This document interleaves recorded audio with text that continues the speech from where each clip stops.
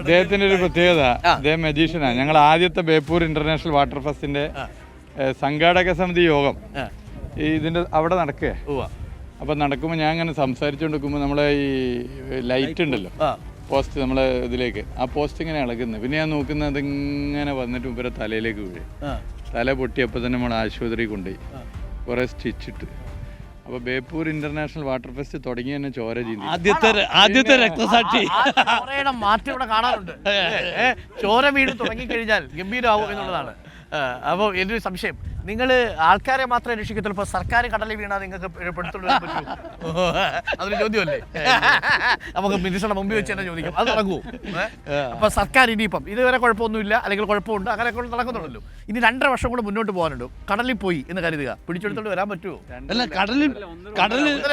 കടലിൽ പോകൂല, അതിന് മുമ്പ് തന്നെ നമ്മൾ പിടിച്ചു നിർത്തും. കടലിൽ പോകുന്നതിന് മുമ്പ് തന്നെ പിടിച്ചു നിർത്തും. അതല്ലേ? ഓക്കെ, അത് കൊള്ളാം, അത് നല്ല കൗണ്ടറായി. Thank you.